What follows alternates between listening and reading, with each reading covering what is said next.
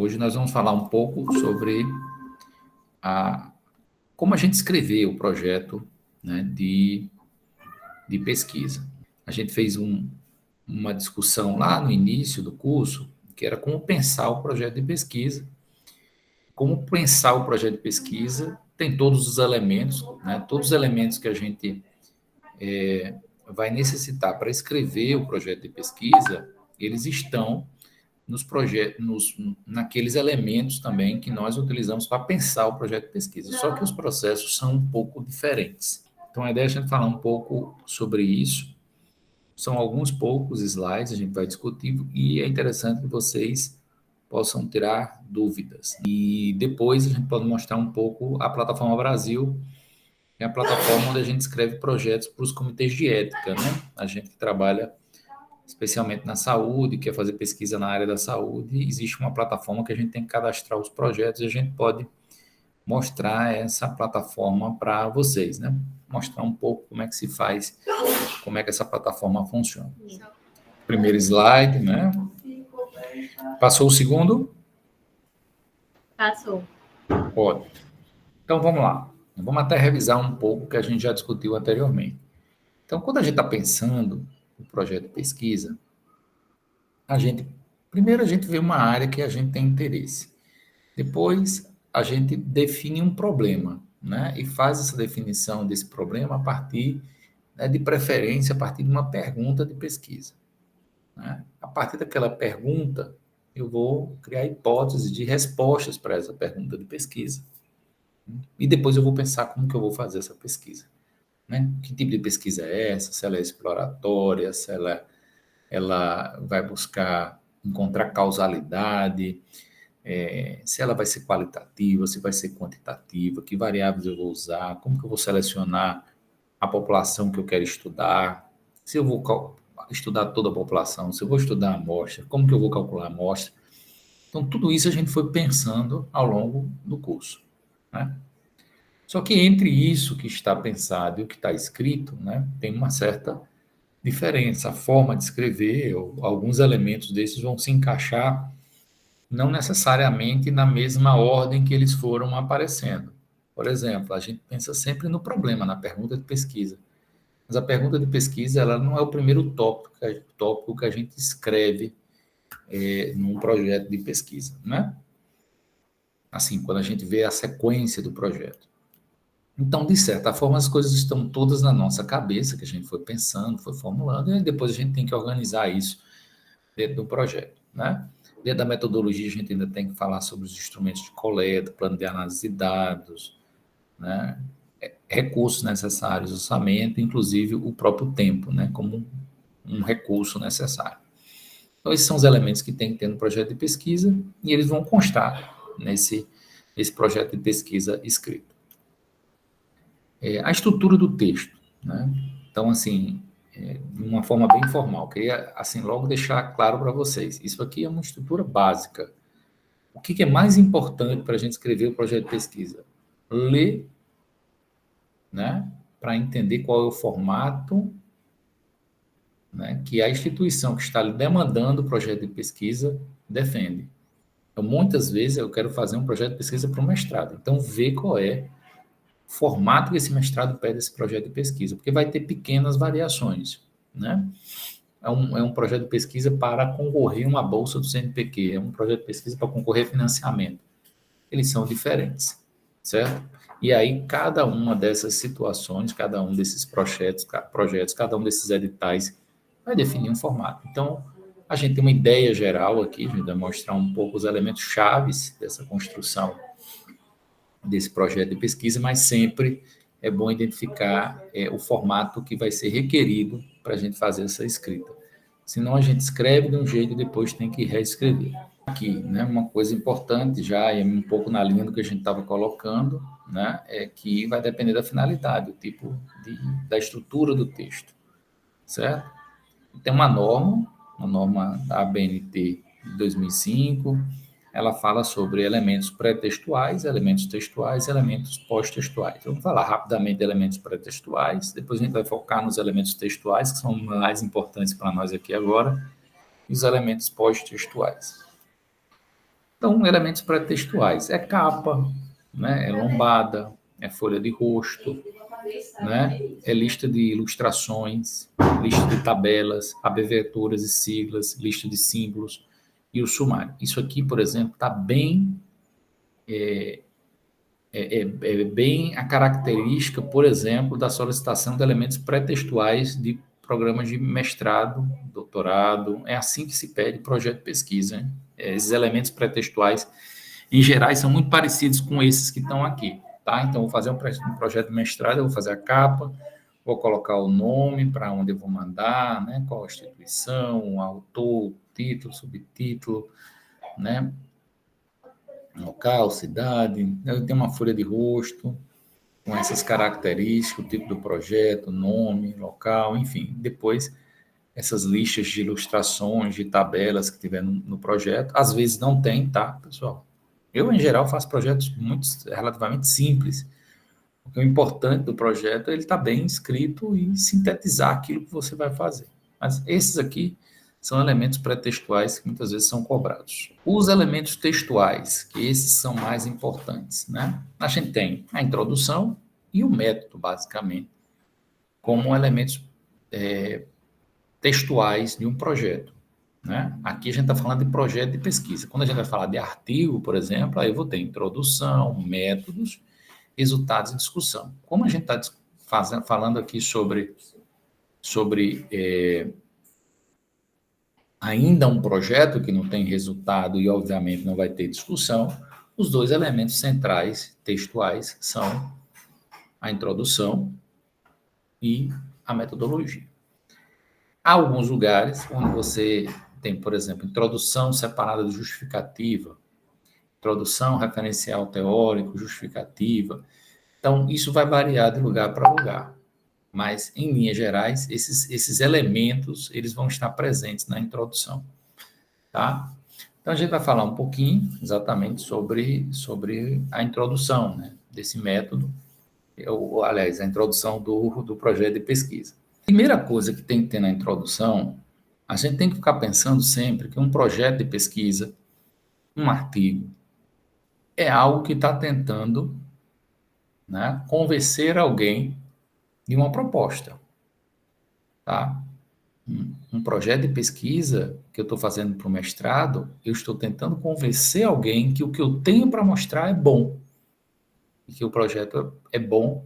Então, veja, a introdução tem um intuito, vamos dizer assim, né, de mostrar, primeiro, né, que o que eu estou fazendo é importante, é de um tema importante, certo? Depois, até explicar por que a gente escolheu esse tema, tá? Qual é a relevância social desse tema.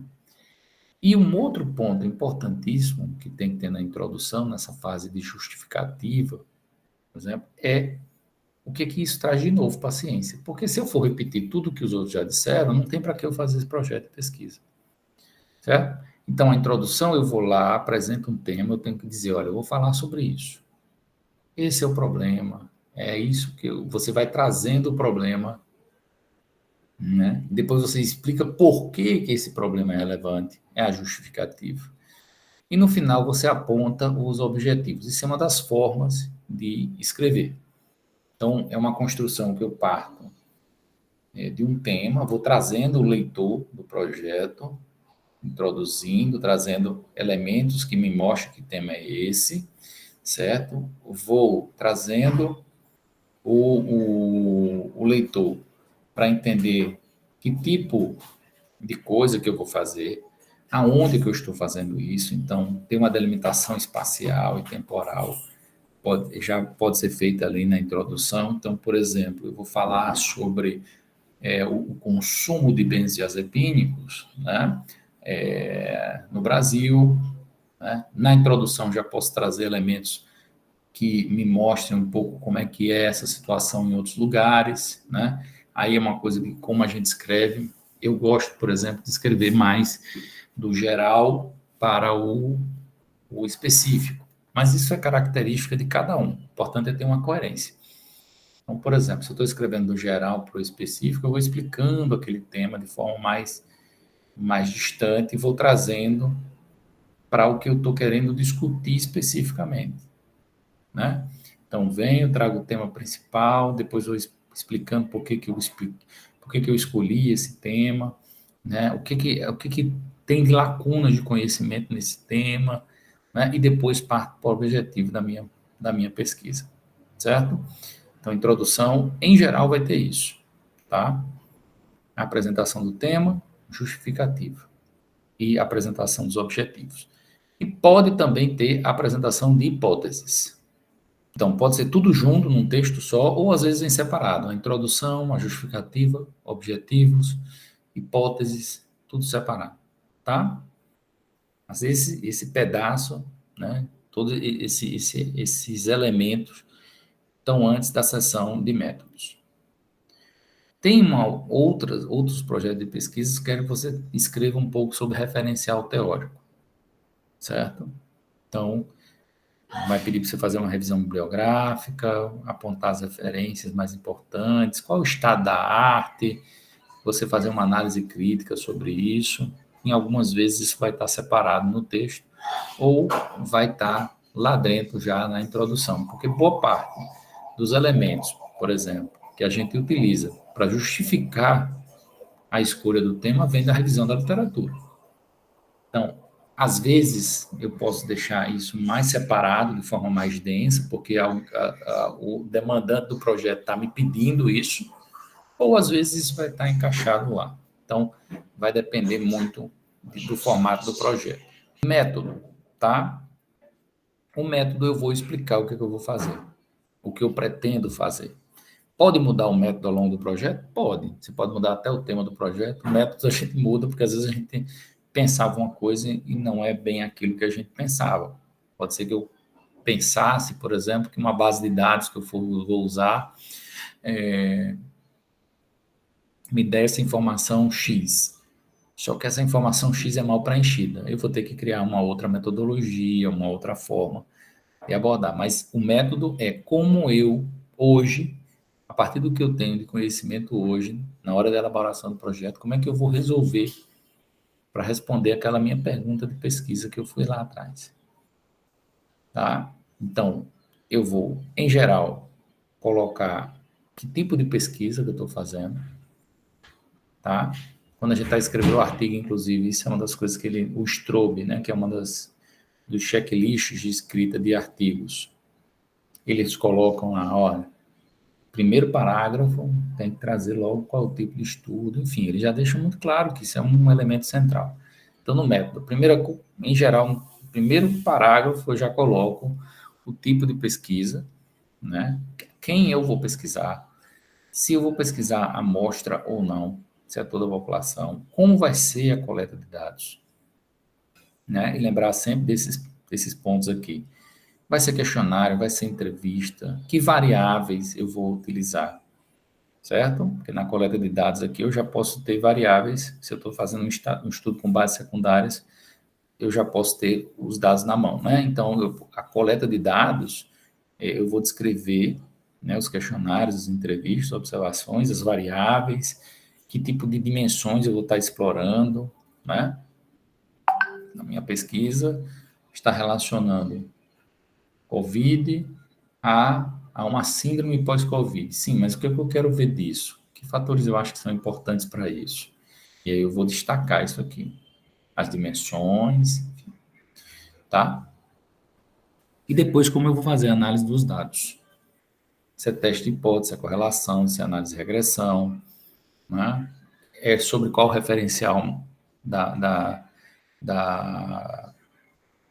uma pesquisa qualitativa, de uma metodologia qualitativa. Então, veja que a escrita do método tem que deixar claro o que eu vou fazer. Que tipo de estudo que eu vou fazer, com quem que eu vou fazer, como eu vou coletar dados e como vai ser meu processo de análise de dados. Seja ele qual for. Tá? Depois, né, além disso, o que faltou, faltando um slide aqui, eu vou ter o cronograma de execução, né, e eu vou ter o orçamento. São as outras duas coisas que se tem nos projetos, tá? Eu gosto, assim, uma dica para escrever o cronograma, né? Eu pego os objetivos da minha pesquisa e vou vendo que tipo de ações eu tenho que fazer para chegar em cada um daqueles objetivos. De certa forma, isso vira meu cronograma de ações, tá? Inclusive, eu posso encadear ele a partir dos meus objetivos, que eu tenho objetivos que eu consigo abordar no início da pesquisa, outros já mais no final. Enfim, você vai criar uma espécie de lista de ações que eu vou ter que chegar para conseguir aquele meu objetivo, certo? E sempre, quando está escrevendo o projeto, pensar, esse meu método dá conta daquele objetivo que eu defini, esse meu método dá conta de responder a pergunta que eu estou pensando, tá? Vamos fazendo esse exercício e vamos passando isso para o papel.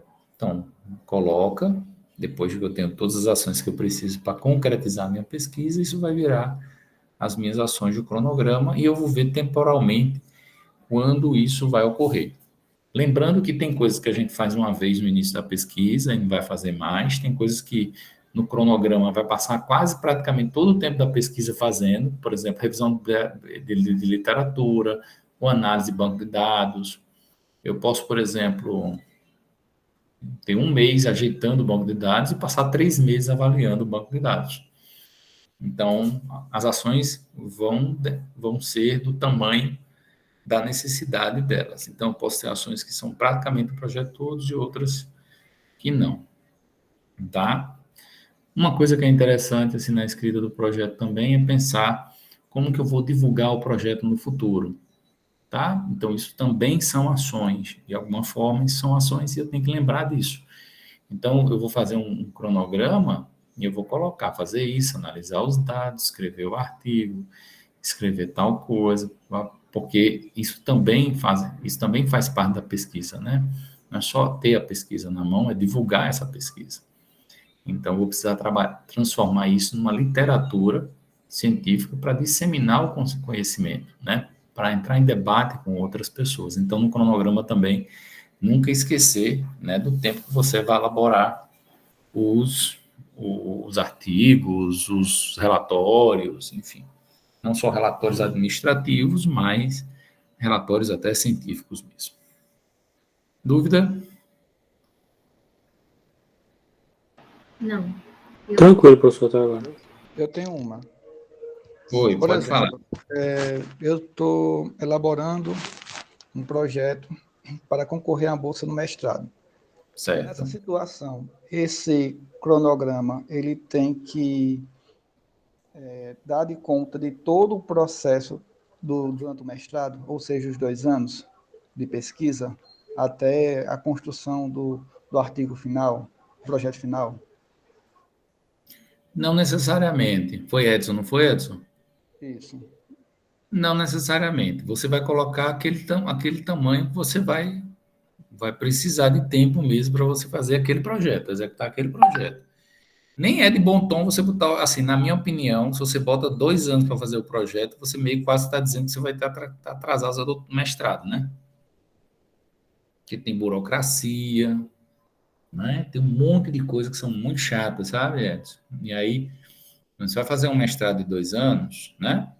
A pesquisa termina no máximo um ano, né?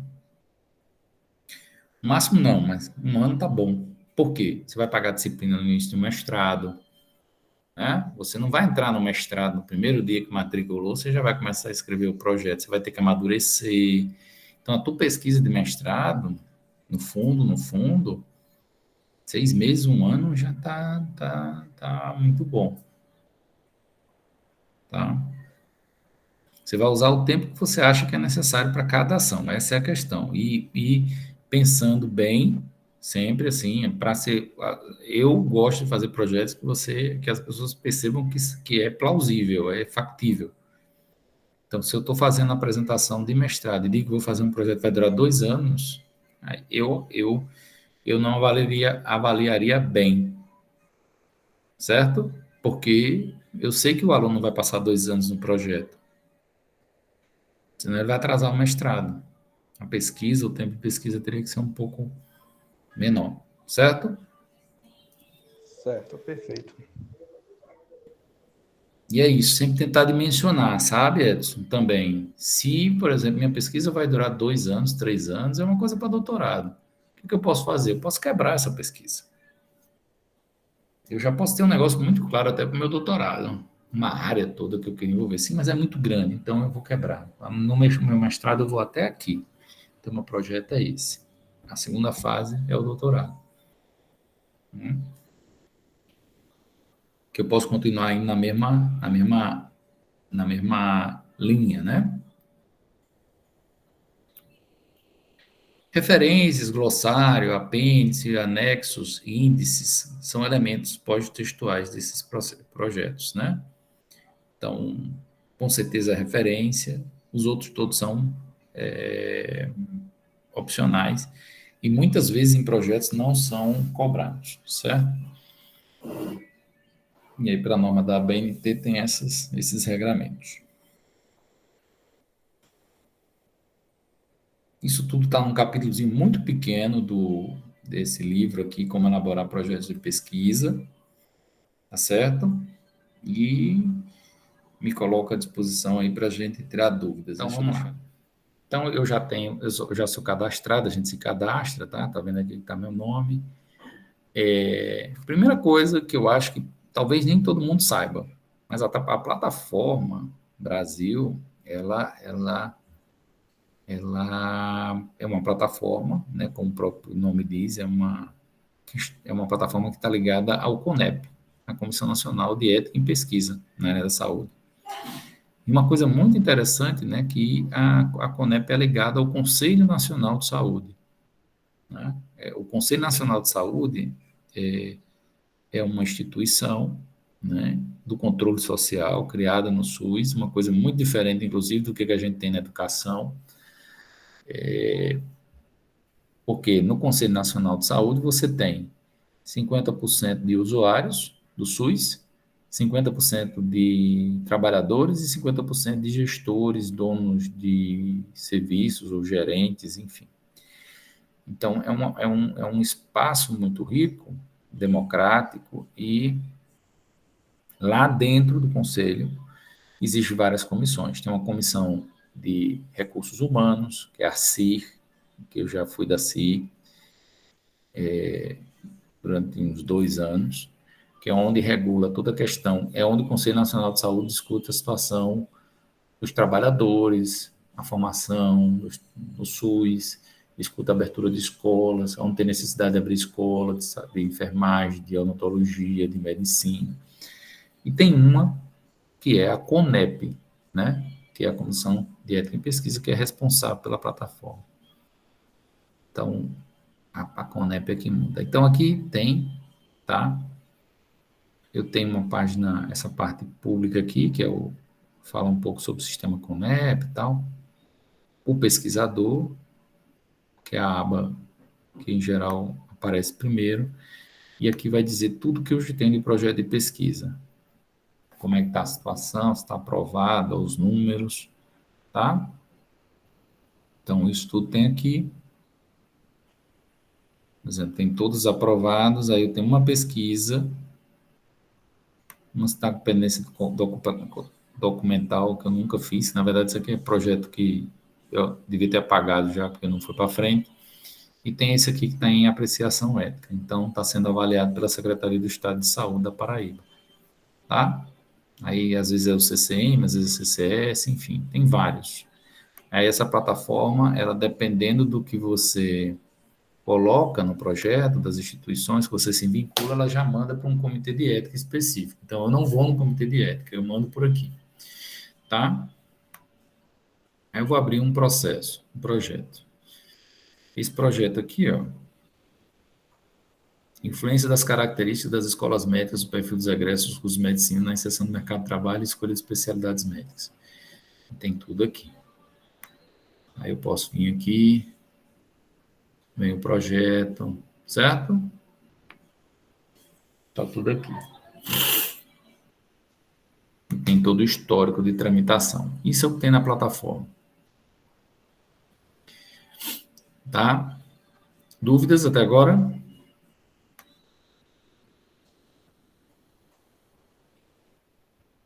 Não. Quando eu vou submeter um novo, eu venho aqui. Como é um projeto, isso aqui é da saúde, né? O que é que a gente faz? Ó? A pesquisa envolve, estou começando um novo, tá? A pesquisa envolve seres humanos? Se sim, aperta aqui. Aí ele vai, coloca todas as documentações. Deixa eu estar próximo. Aí aqui, qual a instituição proponente, quem é que são os pesquisadores. Mostrar as coisas que mais importantes para porque ele não vai deixar eu avançar. Isso é um estudo internacional.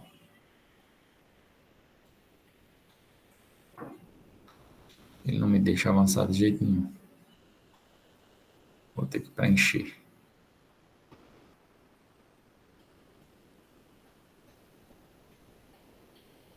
Não fica ruim de ver. Vou fazer o seguinte, eu vou pegar um projeto. Aí ele vai botando aqui informações preliminares. Deixa eu ver se eu boto aqui. Delegar não. Escolha aqui onde é que eu estou. Tá CCM. Acho que depois daqui eu consigo ir sem.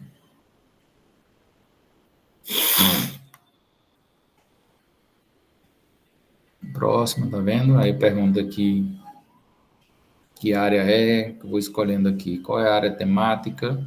Aqui, basicamente, ele está perguntando se tem alterações de códigos genéticos, se trabalha com as questões de reprodução humana, tem questões éticas mais importantes, se é coisa nova, equipamentos novos, se é procedimento invasivo, se é estudo com índios. Essas questões têm mais, como que chama, sensibilidade do ponto de vista ético, né? Então, tem que ter mais cuidado. Então, eu escolho aqui minha área, ciências da saúde, saúde coletiva, e vou escolhendo tudo. Título da pesquisa, título principal, tá? Contato público. Isso aqui também não vai deixar sair daqui.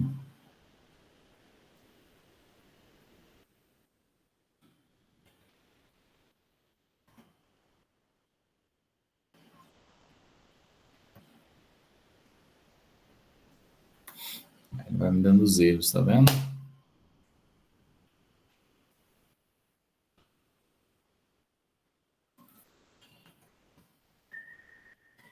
Plataforma super simples.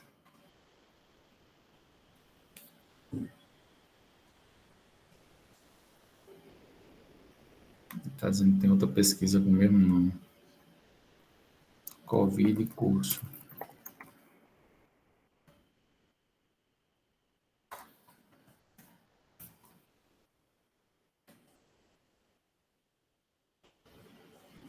Pronto. Aí eu escolho o desenho, ó, tipo de estudo, os descritores do DEX que a gente viu lá, ó, tem aqui para colocar o que é que eu vou estudar, os descritores, os códigos, tá? Se é uma natureza sem intervenção ou não, como eu não botei de intervenção, não vai aparecer. A fase, aí sim, entra coisas que são importantes, por exemplo, justificativa do método, que é o desenho de estudo, financiamento, palavra-chave. Então, veja que é um projeto. Cada um tem um formatozinho um pouco diferente. Mas aqui seria o método.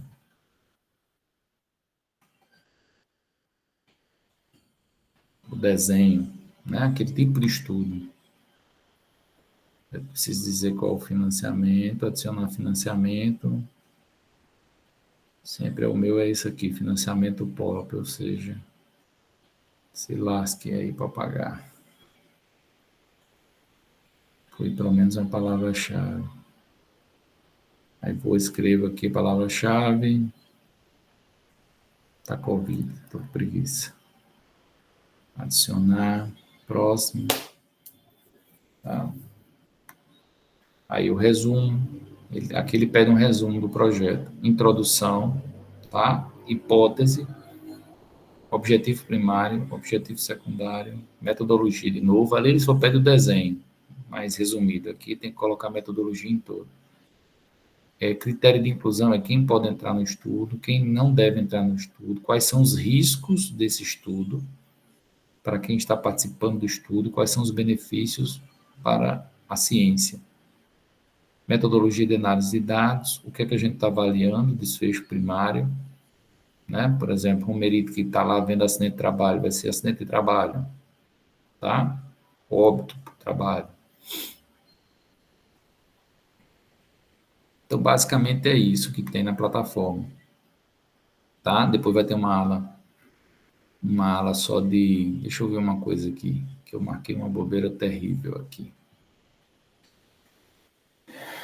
Eu acho que eu tenho projetos em... Tomara que não tenha entrado aqui na minha aba. Eu acho que eu tenho um aqui em edição. Por exemplo, entrar num desse aqui. Eu acho que já estão quase prontos. Esse aqui era um que estava quase pronto. E ficou em edição. Como é que eu faço aqui? Aqui, ó. Em edição. Aí eu venho aqui. Mas essa é uma edição diferente. Enfim. Vou conseguir chegar no... aqui eu acho que eu consigo sim. Ele vai me dar todas as... Aquilo que eu não consegui avançar.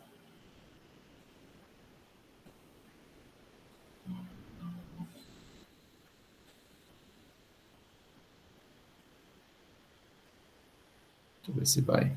Próximo. Isso aqui eu já tenho mostrado.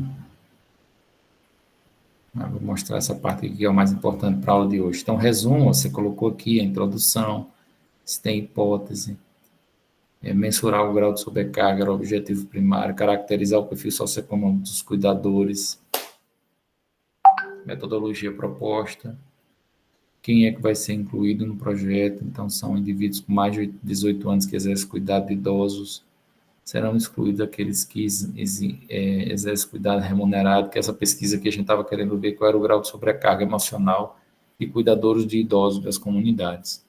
Então, risco, benefício, metodologia de análise, certo? Tamanho da amostra. Depois, na próxima, haverá uso de fontes secundárias, aí eu coloco aqui se o estudo é feito em vários lugares ou não. Se eu tenho termo de consentimento livre e esclarecido, então isso é uma coisa bem importante quem vai fazer pesquisa com seres humanos é que se eu vou entrevistar alguém, eu tenho que fazer um termo de consentimento livre e esclarecido.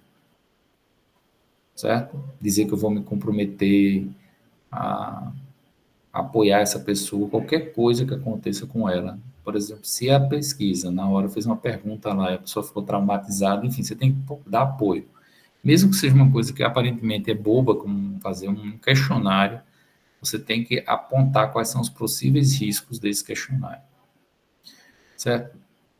Toque o cronograma de execução. Tá? Coleta de dados. Esse aqui não fica legal porque está fora da ordem, né? Mas coleta de dados. Revisão da literatura, coleta de dados. Elaboração e apresentação, análise dos dados. Elaboração e apresentação do TCC e revisão e relatório final. Seria mais ou menos essa lógica, porque aqui na plataforma ele não organiza por data. O orçamento financeiro, pra vocês terem uma ideia, é bibliografia. Então, vejam que basicamente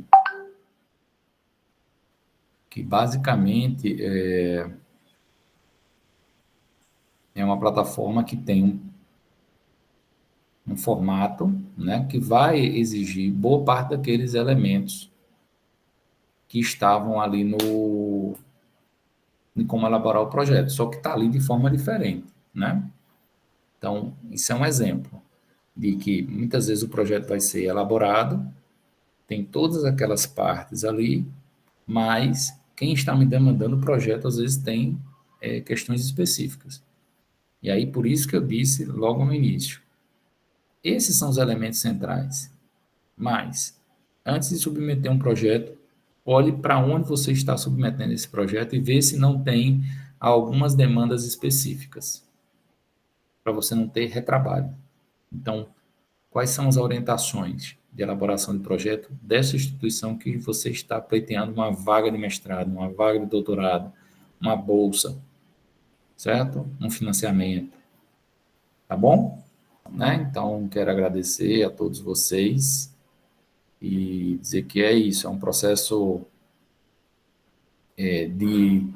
eu diria que é de aproximação sempre. A gente vai se aproximando, né? Tem gente que, não, eu não vou conseguir, vai conseguir, mas é aquela coisa que a gente precisa ter paciência para ir se aproximando, certo? E a gente tem que ter cuidado, isso já vi várias pessoas cometerem este equívoco, né? Porque a gente faz isso em várias coisas da vida, mas na questão da elaboração de um mestrado, um doutorado, um TCC, isso acontece com bastante frequência com gente muito boa, eu conheço, certo? E com a gente mesmo, a gente tem a dificuldade e a gente tem dificuldade de enfrentar essa dificuldade. E a gente vai deixando essa dificuldade nos paralisar. Então, eu tenho dificuldade de escrever. Aí eu não escrevo. Eu tenho dificuldade de fazer o meu mestrado, de fazer um projeto de mestrado. Então, eu não escrevo o projeto de mestrado. Eu entrei no mestrado, então eu tenho dificuldade de escrever. Então, e aí a gente sempre fica colocando isso para trás. Não pode ter medo de errar. A gente está aqui para errar e aprender. E a gente não pode se auto-boicotar. Tem dificuldade? Enfrente a dificuldade. Certo? Porque às vezes a gente fica usando a desculpa da área de conforto, da zona de conforto. Certo? Estava com um aluno excelente hoje. Ele é excelente para fazer algumas coisas. Para escrever, ele tem dificuldade. Então, ele ficava fazendo muitas coisas que ele era excelente, que ele é excelente mesmo, mas aí precisava enfrentar a questão da escrita. E a escrita não ficou boa porque ele não se deu o tempo que merecia, que deveria ter para fazer a escrita. Porque ele demorou para... Ele foi naquela situação, né? Se não tem mais jeito, vou ter que escrever, que chegou o prazo, que acontece isso muitas vezes. Chegou naquele dia, eu tenho que entregar, porque senão não me formo, senão não termino o mestrado e o doutorado, e aí você é forçado a escrever de última hora e às vezes não dá tempo de fazer da melhor forma possível. Quando no fundo, você tinha até tempo de fazer, mas ficou com medo de errar. Não pode ter medo de errar, não pode ter medo de ousar, e tem que saber assim, cada dia a gente dá um passo para ficar mais perto. Se a gente não começa a dar o passo hoje, a gente não chega a lugar nenhum. Então, o primeiro passo é sempre o primeiro passo da caminhada para chegar. Pode estar longe que só a gota serena, mas se eu não der esse primeiro passo, não tem jeito.